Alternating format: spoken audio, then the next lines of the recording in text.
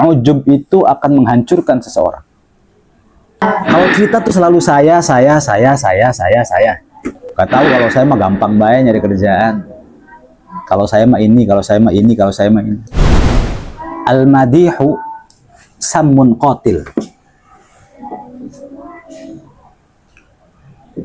Pujian itu sammun qatil. Racun yang mematikan.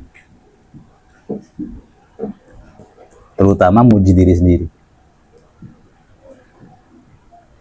Muji diri sendiri itu ada kalanya langsung, ada kalanya ngasih gambaran ke orang lain. Kalau langsung, pastinya secara soreh ya. Saya pinter, saya kaya. Ayah saya orang sibuk, ayah saya orang penting. Nah ini namanya soreh. Dan ada yang kinayah, kayak talak aja gitu. Soalnya kalau ayah saya tuh susah ditemuin, banyak tamu sih soalnya. Itu sama aja. Nah, sammun qatil.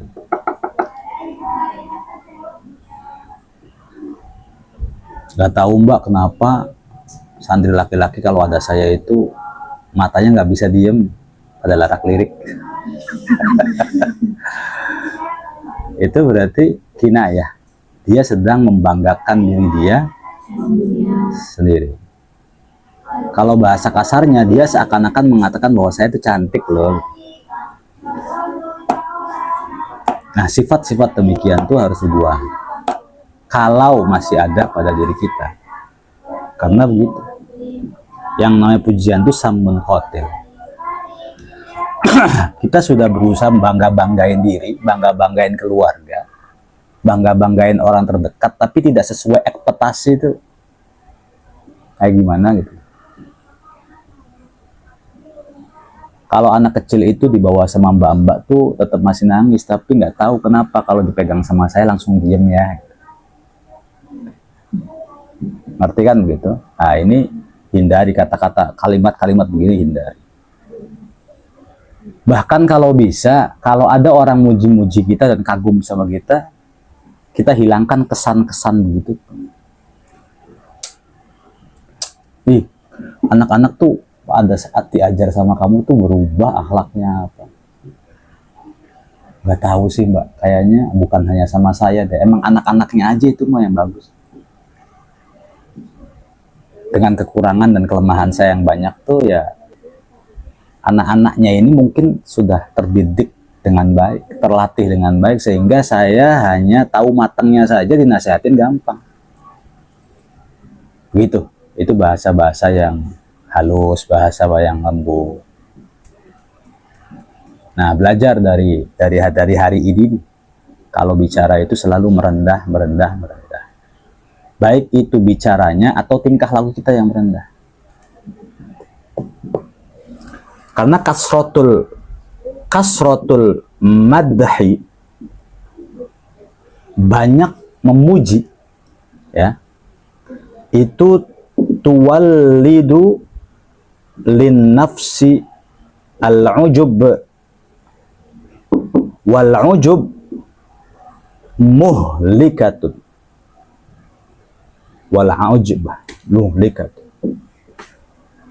Banyak memuji itu akan melahirkan ujub pada diri sendiri. Dan wal ujub muhlikatun, ujub itu akan menghancurkan seseorang. Ngerti ya? Ujub itu kebanggaan terhadap diri sendiri. Pengen dilihat, pengen diprioritaskan, pengen dipuji, pengen mendapatkan apresiasi, pengen diagungkan, pengen paling silau daripada yang lain. Nah, orang-orang Islam harusnya hindari pekerjaan-pekerjaan yang demikian, yang akhirnya melahirkan sebuah ujub, dan ujub itu emang muhlikah. Arba'atun, ada 4 perkara muhlikatun yang akan menghancurkan seseorang. Pertama, ana. Kedua, nahnu. Gak ada huwa-humahum. Ketiga, indi. Keempat, li. Ngerti ya? Arba'atun, muhlikatun. satu, Ana, terus, nahnu, terus, indi, terus. li. Apa arti ana? Saya. Kalau cerita tuh selalu saya. Yang kedua, nahnu. Kami sekeluarga begini, kami sekeluarga begini, kami sekeluarga begini. Yang tujuannya agar orang-orang yang kita ajak bicara itu tertarik sama kita dan tertarik sama keluarga kita. Haus pujian itu muhlikatun. Haus validasi itu muhlikatun. Saya masih punya sifat begitu, Abi, nggak apa-apa. Kan sekarang lagi belajar. Namanya juga lagi belajar. Indi, apa yang saya punya? Handphonenya, motornya, gajinya, kerjaannya, uangnya. Begitu juga Indi itu apa yang ada di samping saya. Pokoknya ini, gak tahu, kalau saya mah gampang banget nyari kerjaan. Kalau saya mah ini, kalau saya mah ini, kalau saya mah ini. Kalau li, milik saya. Nah, lebih-lebih kalau kamu belum keluarga, nanti yang akan banyak menjadi kebanggaan kamu itu adalah ayah dan ibu. Cara membuat orang lain bangga tuh bukan dengan cara kita ngomong, bukan. Ngerti kan? Salah. Ucapan itu tidak membuat. Kita banyak cerita ke orang lain, yang mana kamu menganggap bahwa cerita-cerita dari diri kamu kepada orang lain itu membuat orang lain tertarik. Oh enggak, justru membuat orang lain muak. Muak. Allah menciptakan dua telinga dan menciptakan satu mulut, tahu kan? Sudah nyebar gitu. Tujuannya apa? Ketika cerita, ngobrol, banyak dengerin. Jangan banyak ngomong. Jangan banyak cerita. Justru cerita itu akan membuat kita, ya gimana sih Om? Namanya kasrotul kalam. Banyak ngomong itu nanti lama-kelamaan ada bohongnya aja. Ada bohongnya juga. Ada istilah begini,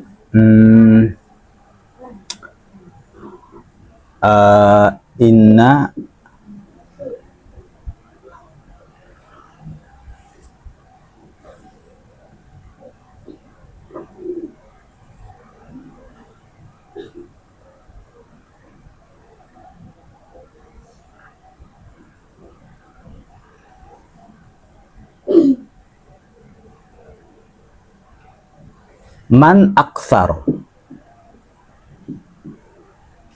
man aktsaro al-fakhra biwaladihi mana'ahu minan numuwi wat ta'allum. Bahkan man aktsarul fakhra, siapa orangnya yang banyak membanggakan anaknya. Nah ini nih, nanti kamu nih, ini ujian terberatnya. Kan istilah begini, banyak, barang siapa yang mencintai sesuatu maka dia akan banyak menyebutkan sesuatu itu. Ngerti kan? Man ahabba syai'an kathura dzikruhu. Barang siapa yang mencintai sesuatu maka dia akan menyebut-nyebut sesuatu itu. Nah, kalau sudah punya anak, nanti pasti cintanya ke anak nih. Cinta banget ke anak. Sampai apa-apa dikasih nama anak. Warung dikasih nama anak gitu loh. Kadang-kadang kita punya yayasan dikasih nama anak. Nanti mobilnya, kadang-kadang letternya itu disetting gimana caranya namanya nama anak. Ya karena saking cintanya sama anak. Tapi kalau cintanya salah, akhirnya dia ngebangga-banggain anak di depan orang-orangnya. Yang mana dia kira para pendengar itu semuanya takjub, mengagumi, apresiasi terhadap cerita kita. Padahal itu hal biasa dan membuat muak. Ya, man aktsara al-fakhra biwaladihi mana'ahu minan numuwi wat ta'allum. Siapa orangnya yang sering membangga-banggakan anaknya? Pinter lo, baru umur sekian udah sekian juz. Gurunya tuh banggain banget sama anak saya itu. Gak tahu kalau anak saya itu pendiam orangnya, nggak kayak anak-anak yang lain. Anak saya mah baru sekian bulan udah bisa ngomong, udah bisa R. Shh, jangan sering begitu. Kita punya anak, jangan sampai sampaikan ke banyak orang lain kelebihannya, khawatir menjadi ain. Jadi kalau ada orang yang suka banyak membangga-banggakan anak, maka dia sama saja menghalangi anak tersebut minan numui, dari perkembangan dan belajar. Jadi akhirnya, kalau suka ngebanggain anak tuh akhirnya anaknya justru nggak berkembang dan nggak mau belajar. Ya karena kena ini, wal ujub muhlikatun, yang namanya ujub, membangga-banggakan diri, membangga-banggakan keluarga, itu akan menghancurkan semua. Apalagi seseorang yang sudah terbiasa mendapatkan pujian, tiba-tiba mendapatkan hinaan, oh nggak terima. Beda dengan orang yang dia berada di kolong jembatan, gitu. Sering didiemin orang, sering ditelantarkan orang, sering tidak diakui sama orang, sering dihina, sering jadi keset lah. Orang semacam ini justru kadang-kadang mentalnya lebih kuat daripada orang-orang yang sering dipuji. Orang sering dipuji itu mellow hatinya. Kebiasaan soalnya. Difasilitasi, dimanja, dikasih segalanya, tiba-tiba dia di siang bolong nggak pakai AC gitu loh maksudnya. Panas kan jadinya. Wong rumahnya AC, dapurnya AC, kantornya AC, kendaraannya AC. Tiba-tiba suruh belanja, beliin rokok di warung. Panas banget. Beda dengan orang yang biasa main bola. Ngerti kan? Nah, ini calon ibu-ibu yang dihormati Allah. Biasanya yang umum ngebela anak, ngebangga-banggain anak tuh perempuan ini umumnya. Kalau laki-laki biasa aja deh. Umumnya perempuan. Kan perempuan mah bukan ketika ibu-ibu dari kecil aja suka bangga-banggain diri. Yang namanya kaca tuh di mana aja semuanya pecah perempuan. Pengen menjadi yang tercantik kan begitu. Nah, sampai ke anak-anak nanti.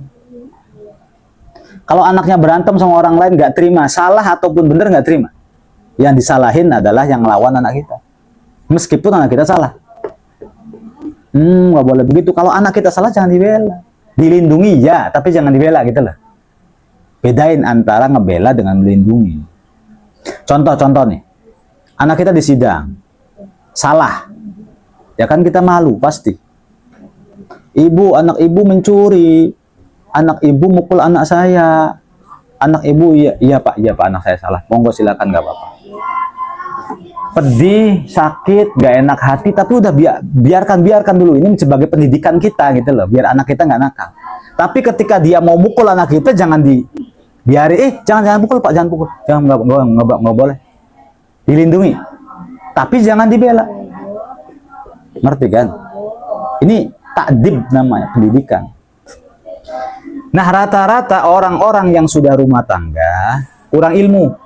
Ilmu rumah tangganya nggak ada, ilmu mendidik anak-anaknya juga nggak ada. Sehingga kadang-kadang keceplosan dan kebablasan. Mendidik anak tidak pakai ilmu, mendidik istri nggak pakai ilmu. Pakai logika dan akalnya sendiri. Dia senangnya apa, dididiknya dengan hal yang dia senang. Nggak pakai dasar, nggak pakai landasan, nggak pakai pondasi. Dia tanya, dalil-dalil dan hadis-hadis tentang mendidik anak ada apa enggak? Dalil-dalil dan hadis-hadis tentang tanggung jawab kepada istri ada apa enggak? Punya apa enggak? Rata-rata nggak punya. Dan ini sudah banyak ditemui oleh orang. Di Kaliwadas itu ada yang ketika akad nikah itu, jadi dia punya anak perempuan. Itu dia punya anak perempuan. Nah, kemudian mempelai laki-lakinya datang. Wah, dia puji-puji lah calon menantunya ini. S1. Kemudian ayahnya begini, ibunya begini, orangnya pinter, juara lomba, apa dipuji-puji. Ya nggak tahu tujuan muji-mujinya apa.